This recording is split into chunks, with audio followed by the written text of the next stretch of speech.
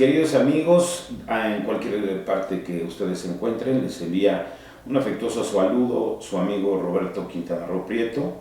En esta ocasión, con la posibilidad ante el paradigma que nos enfrenta la reforma constitucional publicada en el Diario Oficial de la Federación el 18 de junio del 2008, en la asunción del nuevo sistema de enjuiciamiento penal.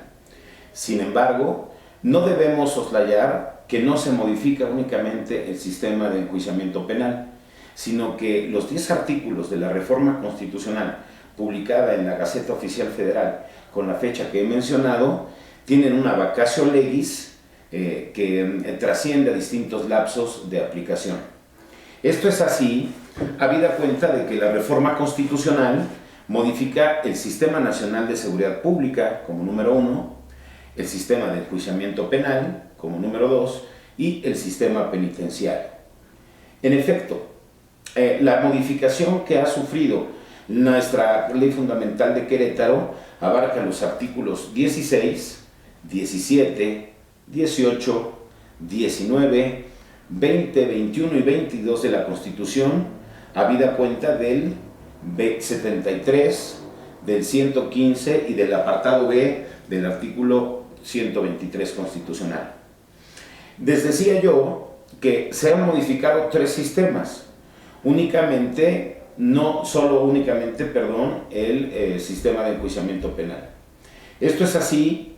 porque el 18 de junio del 2008 se estableció como primer forma de aparición en el mecanismo para crear un círculo virtuoso que nos permita tener un mejor enjuiciamiento en nuestro país, la modificación y la concreción dentro del párrafo 9 y 10 del artículo 21 constitucional con relación a la creación de un Sistema Nacional de Seguridad Pública. Hasta antes de la reforma constitucional nos encontrábamos con que existía una ley general que establece las bases de coordinación del Sistema Nacional de Seguridad Pública, en la cual se decantaban los niveles de coordinación entre las 3 esferas de gobierno. A partir de la reforma constitucional de junio del 2008, se modifican también el párrafo 9 y 10 del citado artículo 21 constitucional a fin de establecer los niveles de coordinación, establecer un Sistema Nacional de Seguridad Pública que es encabezado por un secretariado ejecutivo justamente de este Sistema Nacional de Seguridad Pública. Y esto es así porque define por primera vez cuál es el paradigma al que nos enfrentamos y define cuáles son los objetivos de la seguridad pública en nuestro país. Y nos establece que la seguridad pública es una función a cargo de la Federación, de los estados, del Distrito Federal y de los municipios a fin de establecer bases de coordinación para prevenir los delitos. La prevención social del delito es una de los, aspiraciones más importantes para todos nosotros en el nuevo sistema de enjuiciamiento penal, porque finalmente estamos buscando de una manera muy clara evitar que decanten todos los asuntos en prisión preventiva oficiosa. Hacer la profilaxis del delito es fundamental, es total, para que las personas podamos convivir en sociedad sin necesidad de iniciar procedimientos judiciales en contra uno de otros. La presencia policial, el estado de fuerza de las policías es fundamental e importante a fin de evitar, de inhibir la conducta criminal. Por eso se buscan modelos homologados de policías, una figura institucional, la búsqueda de los mandos únicos tan cuestionados recientemente, pero que lo importante y lo trascendente es tener una sola policía, una sola imagen institucional que nos permita, bajo ciertos lineamientos y protocolos, buscar la selección de los aspirantes a cumplir con los requisitos necesarios para ingresar a los cuerpos policiales de este país, que tengamos presencia en todo el territorio nacional a partir de esta forma homologada de representación institucional. Sabemos perfectamente que el equipamiento, entre ellos el uniforme del policía, la sola presencia en la sobrevigilancia, pues genera indudablemente una forma de inhibición a la conducta delictiva con la simple presencia. Las policías entonces tienen diversas funciones que cumplir. Decía yo que el primer objetivo de la seguridad pública es justamente generar la prevención social del delito. Sin embargo, si no pudimos inhibir y desarrollar esta actividad con el trabajo de inteligencia policial, es indispensable que los cuerpos de policía y todas las personas encargadas de hacer cumplir la ley tengan un trabajo de inteligencia policial a fin de estar percibiendo en la fenomenología del comportamiento y en los modus operandi, en las redes de vínculos de las organizaciones criminales, cuál es su comportamiento, poder georreferenciar cuáles son los lugares donde preponderantemente se cometen qué delitos, cuáles son las mecánicas operativas, cuál es la mecánica de los hechos, cuál es la dinámica delictiva que se está desarrollando, habida cuenta lo anterior, para poderse adelantar y hacer una sobrevigilancia con el estado de fuerza que presentan las diversas corporaciones policiales. Y con esto evitar la comisión de delito. A veces comparo, y en muchas de las circunstancias son muy similares, los depredadores dentro del reino animal con relación, si ustedes me disculpan, con las personas que infringen la ley, porque normalmente siempre los delincuentes buscan a las víctimas complacientes, o en su oportunidad, pues sabemos que ellos evitan un enfrentamiento con las personas que van a ser víctimas u ofendidos dentro de las conductas delictivas que desarrollan. Y de la misma manera que lo hace un predador o un cazador dentro de la vida salvaje, se apostan verdaderamente en los puntos donde ellos saben que pueden buscar víctimas propiciatorias en un momento dado, o buscar a la persona más débil, a la que no puede defenderse, al enfermo, al niño, a la mujer, etc., para evitar hasta donde sea posible la respuesta de la acción de la justicia. Por eso se hace necesario pulsar y conocer el comportamiento cotidiano que tienen las organizaciones criminales, y en lo particular los delincuentes que cotidianamente deambulan buscando alguna víctima que permita, digamos, con el menor riesgo posible la consumación de sus actos ilícitos. Por eso se hace indispensable y necesario, les decía yo, un trabajo en equipo en donde a partir de los centros de comando, control y cómputo que conocemos como C4, se pueda pulsar el derrotero de la delincuencia cotidianamente para poder posicionar las piezas preventivas a las policías en aquellos lugares que, por la demarcación territorial que corresponda, por la zona de impacto que puedan producir, puedan estos al final de cuentas pues desarrollar actividades que inhiban y que no permitan la consumación de las conductas delictivas. Sin embargo, si la conducta delictiva ya se ha llevado a efecto, pasamos a un segundo plano en donde nos habla que la seguridad pública, como funciona a cargo de la Federación, y si me permiten, ya me referiré a los estados sin incluir al Distrito Federal como entidad federativa, sino ya como un estado, tomando en consideración la reciente reforma a la Constitución Política de los Estados Unidos Mexicanos en términos de su constitución como un estado más de nuestro país, de los Estados Unidos Mexicanos. Así las cosas, esta función tiene inicialmente la posibilidad de la prevención, pero si no, la segunda actividad que debe desarrollarse es la investigación y la persecución de los delitos, la cual viene perfectamente establecida en las fracciones primera y segunda del propio artículo 21 constitucional. Es el Ministerio Público la persona encargada de investigar los delitos, y es el Ministerio Público también la institución encargada de perseguir los delitos a partir de la pretensión o del ejercicio de la acción penal o de la pretensión punitiva del Estado. No cabe duda que la señera disposición constitucional en su artículo 21 nos establece una gama de posibilidades realmente importantes. Los sistemas jurídicos, como sabemos, en nuestro país reúnen las estructuras y las modalidades del funcionamiento de las instancias encargadas de hacer cumplir la ley. Y aquí es donde ya aparece en la concreción del nuevo enjuiciamiento penal la figura potenciada del Ministerio Público o de la triada o trilogía investigadora, que incluye la institución de la representación social, sus policías, las policías, ya sea una nacional acreditable, una agencia estatal o federal de investigación, la entonces conocida como policía ministerial, ya las extintas policías judiciales, porque ya no dependen de los jueces como acontecía después de la Constitución de 1857. En estos términos, Sabemos que esta triada investigadora practicará tantas cuantas diligencias sean necesarias para buscar el esclarecimiento de los hechos, tal y como lo dispone también el propio apartado A del artículo 20 constitucional.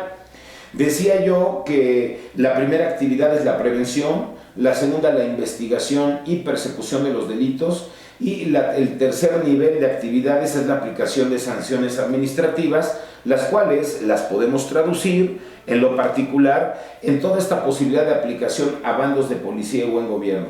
Aquellas conductas no criminalizadas a partir o consideradas como acto de omisiones que sancionan las leyes penales, pero sí con un nivel de criminalización primaria en donde se trata verdaderamente de directrices de buen comportamiento urbano, en donde muchos de los usos y costumbres de las sociedades decantan a partir de bandos de policía y buen gobierno, estos bandos gubernativos, para mejor convivir. Es una forma de prevención la aplicación de las sanciones alternativas, como es el caso de las sanciones administrativas derivadas de la aplicación de bandos de policía y buen gobierno. Porque tomemos en consideración aquellos jóvenes que probablemente no tuvieron clases en una escuela y que se reúnen en algún parque público con la intención de platicar, pero que en esa intención de platicar lo hacen ingiriendo bebidas alcohólicas, pasan las policías preventivas y no llaman la atención, no inhiben esta conducta, y posteriormente, cuando las personas se encuentran ya intoxicadas etéricamente, cometen el error de faltarle al respeto probablemente a alguna señorita que es vecina de esta colonia, y puede generarse ya eventualmente un acto de omisión que sancione las leyes penales, porque saldrá el papá, los hermanos, el novio, y tendrán un enfrentamiento. Todo porque la policía en la prevención fue incapaz de disminuir la posibilidad comisiva en un futuro inmediato a partir de la disuasión que pudiera ser lisa y llanamente con su presencia, en el caso, con una amonestación que pudiera haber desarrollado a los jóvenes. Esto es así, mis queridos amigos, porque se hace necesario pensar en todo el sistema de enjuiciamiento a partir de la concreción de la prevención social del delito, de la prevención policial a partir de la disuasión que hace la presencia policial, eventualmente de la investigación y persecución del delito y eventualmente la aplicación de las sanciones administrativas. La reforma al propio artículo 21 constitucional presenta el paradigma en la conformación de verdaderamente una estructura en donde a partir del coordinador, digamos, general de los esfuerzos, que es decidido en la figura presidencial como el Secretariado Ejecutivo del Sistema Nacional de Seguridad Pública y que tiene sus réplicas en cada uno de los estados de nuestro país,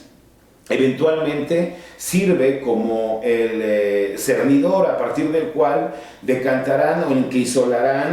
todos los recursos económicos para los efectos del equipamiento, de la capacitación, y más ahora que se hace necesario a través de la CETEC, de la Secretaría Técnica del órgano implementador a nivel federal y de sus símiles también en los estados de la República, para que los recursos puedan decantar por una sola vía y poderlo controlar. Esto ha sido muy importante desde el trabajo que se venía haciendo ya la entonces Ley General del Sistema Nacional de Seguridad Pública, o la anterior, la Ley General que establecía las bases de coordinación del Sistema Nacional de Seguridad Pública, porque al hacer la mezcla de recursos federales y estatales se